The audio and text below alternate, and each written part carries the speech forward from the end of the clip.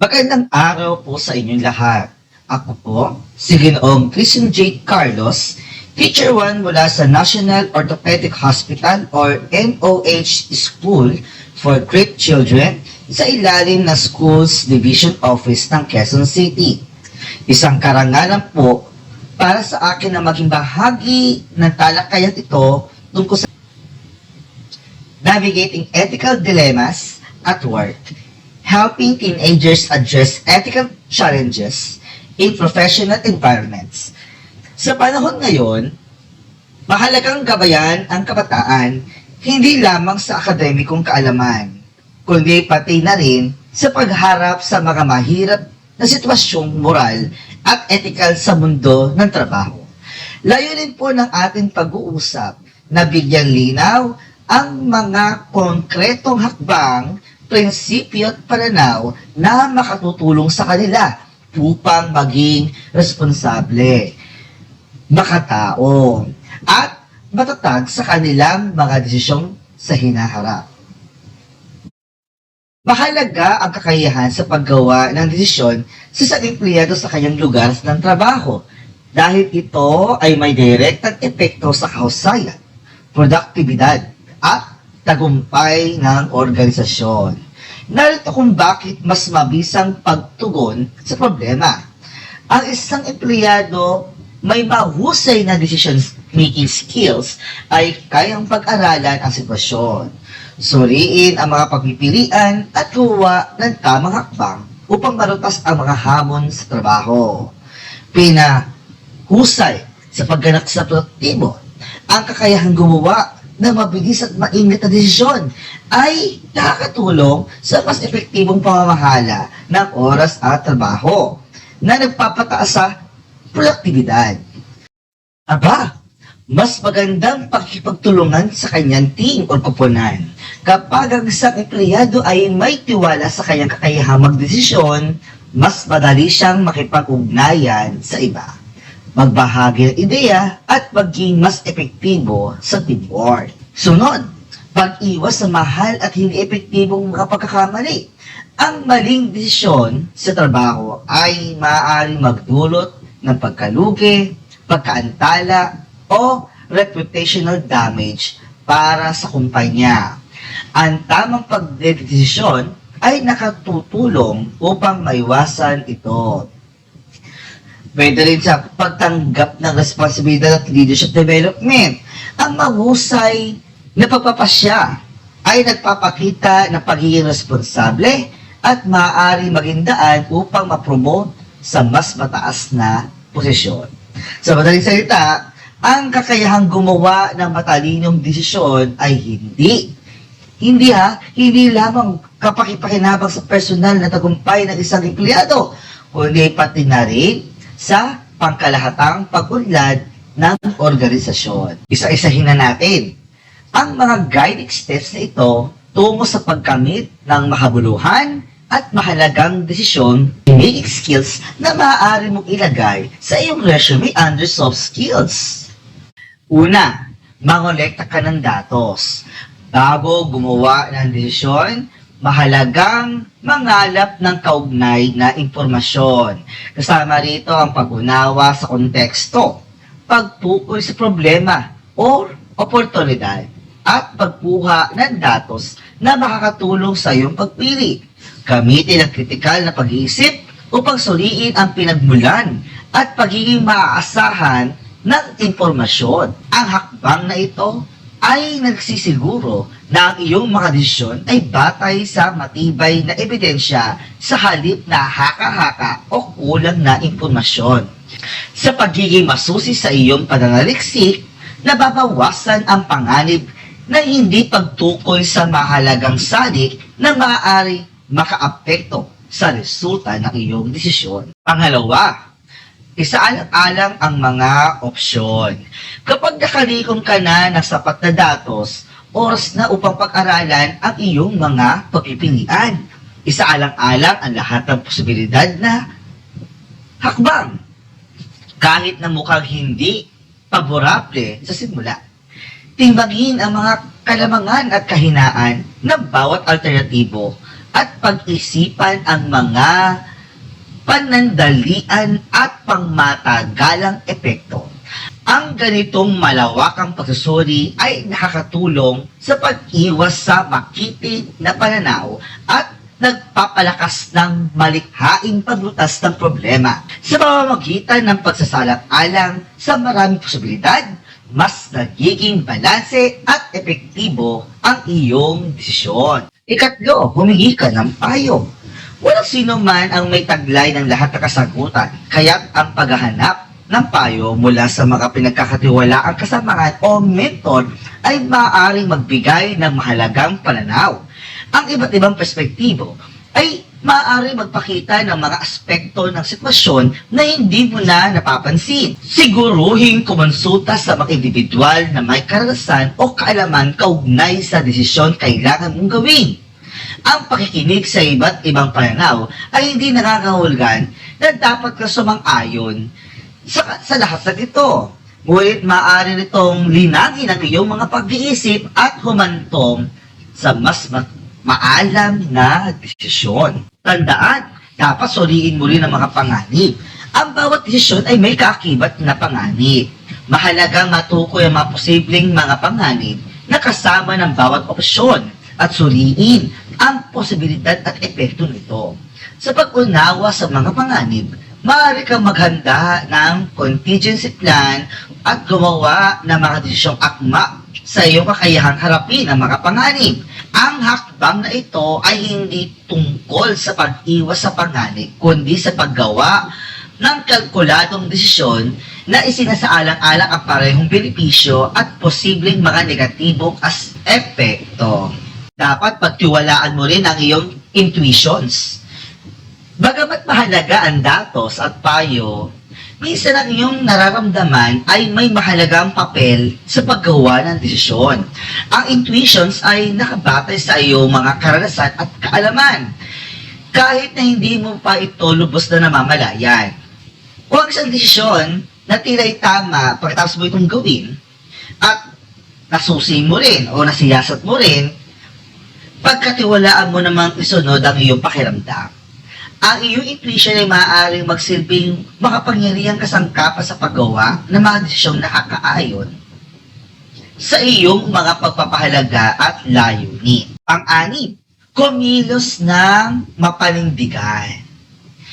Magtapos suriin ang lahat ng impormasyon, payo at panganib, oras na upang gumawa ng desisyon at ipatupad ito.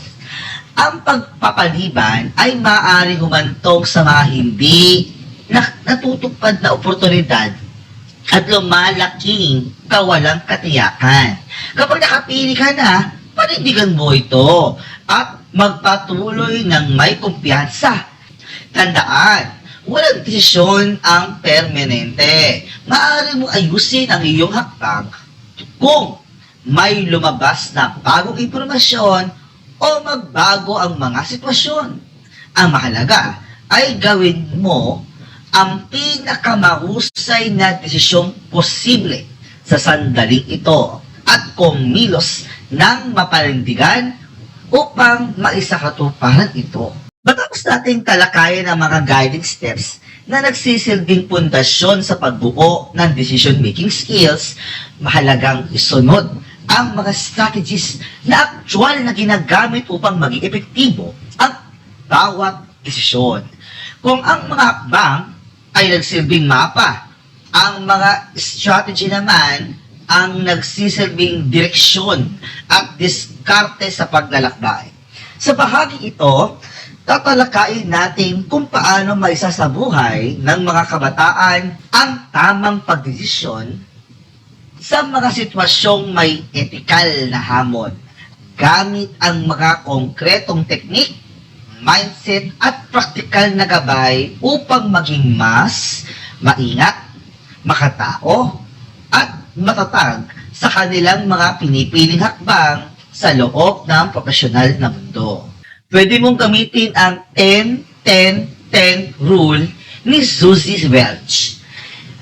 Tatanungin mo ang iyong sarili kung ano ba ang nararamdaman mo sa iyong desisyon sa loob ng 10 minuto, 10 buwan, at 10 taon. Sa pamamagitan nito, nakakatulong ito upang makita ang parehong panandalian at pangmatagalang epekto bago kumilos ng padalos-dalos. Sunod, pwede mo rin gamitin ang 5 ways technique ni Sakichi Toyoda.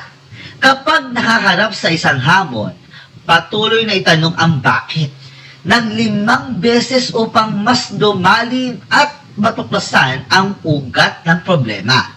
Nakakatulong ito upang makagawa ng desisyon batay sa mas malalim na pag-unawa sa sitwasyon sa halip na isang pababaw na pagpipili. O, itry natin, ha? O, bakit tinatamad ka ng mag-aral? Kasi nakakabagot sa loob ng classroom. Bakit nakakabagot naman sa loob ng classroom? Isip-isip, kasi boring yung subject namin pwede. Yung nagtuturo, okay lang, boring mismo yung laman ng libro na binabasa namin. Bakit naman boring ang subject mo?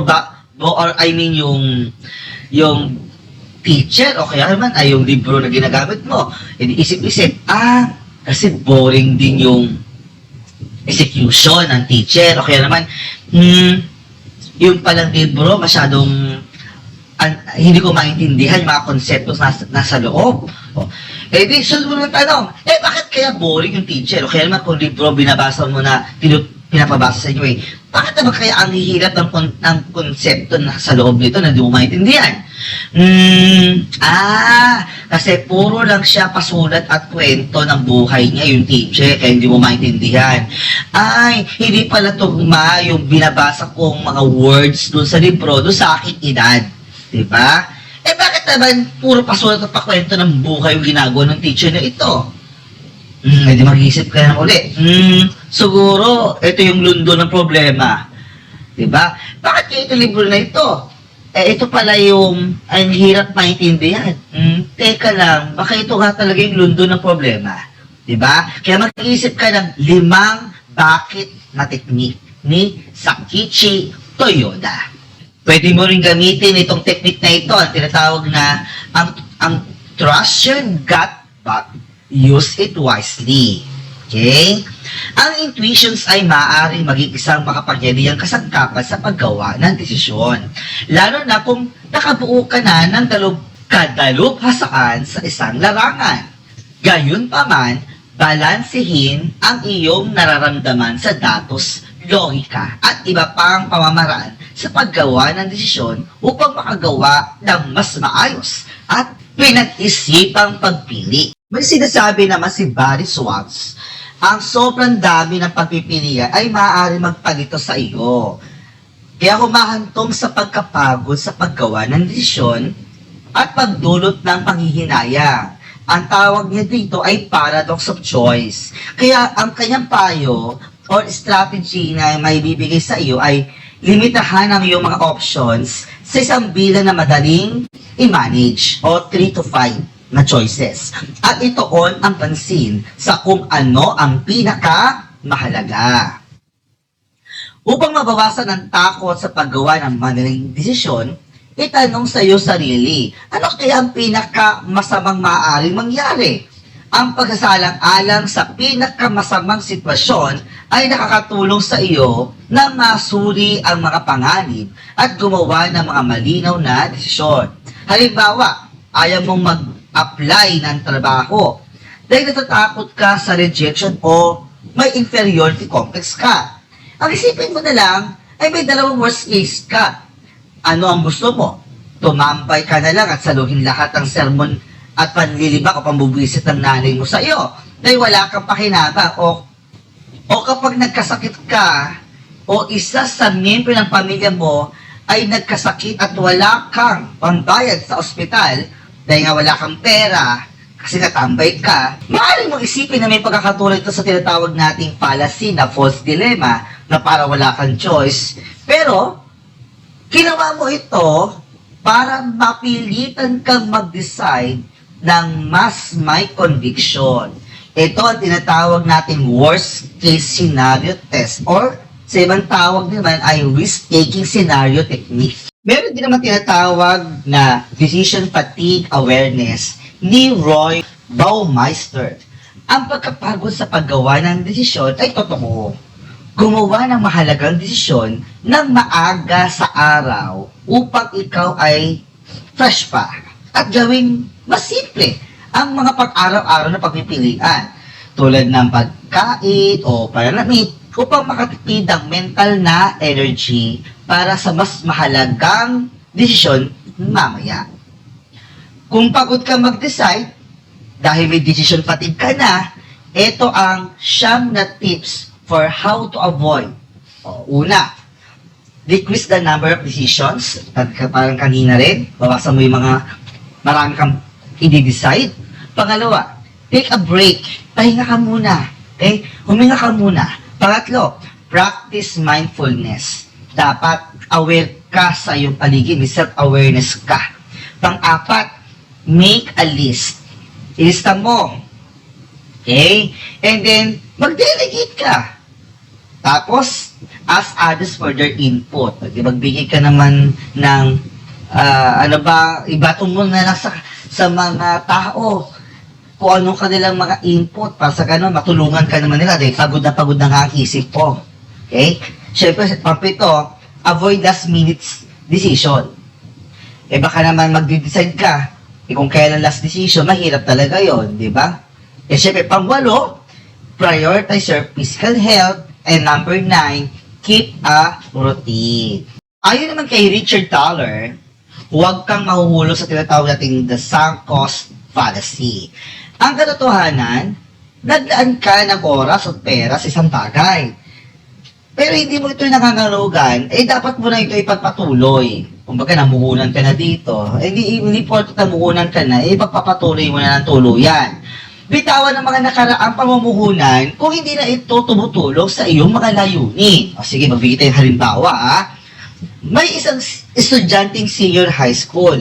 Ang patuloy na nag-OJT sa isang kumpanya, hindi naman siya natututo o nagkakaroon ng pag-unlad o mentorship. Hindi siya binibigyan ng ganon. Pero ayaw naman niya umalis dahil ilang buwan na siyang naglaan ng oras. Kahit alam naman niya na may mas makabuluhang oportunidad sa ibang lugar. Pag ganyan, baka kailangan mo nang umalis doon kasi pinipilit ka na ng pagkakataon na sabihin na hindi para sa iyo ang lugar na yan. Pwede mo rin gamitin ang Livingston and Milchop 1993 na seek multiple perspectives. Humingi ng opinion mula sa iba, lalo na sa mga may ibang pananaw o ekspertong makakasagot ng iyong tanong. Ang pagtalakay ng iyong mga pagpipilian sa mga pinagkakatiwalaang individual ay nagbibigay ng bagong pananaw at tumutulong sa iyo na makita mga bagay na maaaring hindi mo napansin. Mahalaga ang iba't ibang strategy at pamamaraan sa paghubog ng kakayahan sa pagdedesisyon ng mga kabataan. Dahil ang bawat isa ay may natatanging paraan ng pag-iisip, personalidad, at karanasan. Kaya narito kung bakit ito kinakailangan. Muna, iangkop sa iba't ibang sitwasyon. Ang iba't ibang sitwasyon ay nangangailangan ng iba't ibang diskarte. Ang isang teknik na epektibo sa personal na desisyon ay maaaring hindi ganong kabisa sa mga desisyong may kaugnay sa trabaho o academics. Sunod, pagpapalawak ng pananaw. Sa paggamit ng iba't ibang pamamaraan, natututo ka ng ang mga kabataan na tignan ang isang problema mula sa iba't ibang anggulo na nagpapabuti sa kanilang kakayahan sa pagsusuri. Pagbuo ng kumpiyansa. Kapag natutunan ng isang kabataan ang iba't ibang paraan ng pagdedesisyon, nagkakaroon sila ng mas malaking kumpiyansa sa kanilang kakayahan na gumawa ng tamang pagpili. Paghahanda sa kinabukasan. Sa pag-aaral ng iba't ibang strategy, mas nagiging handa sila sa mga komplikadong desisyon sa hinaharap tulad ng pagpili ng karera, pamamahala ng pera, at pagsasagawa ng mga halagang pagpili sa buhay. At higit sa lahat, pag-iwas sa maling desisyon.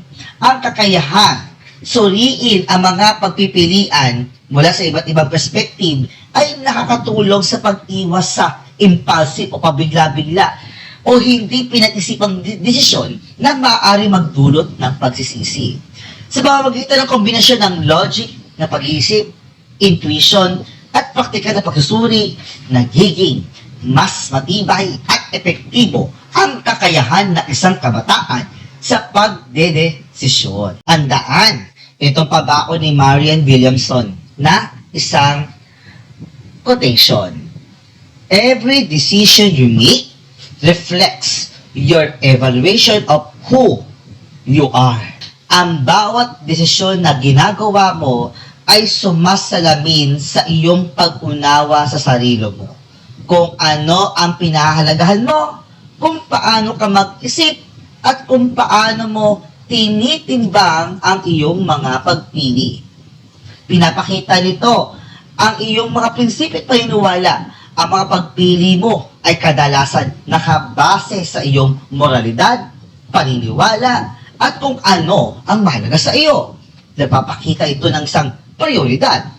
Kung paano mo ginugugol ang oras, pera at energy ay isang indikasyon kung ano ang tunay mong pinahalagan sa buhay. Sumasalamin ito sa iyong pag-unlad bilang tao.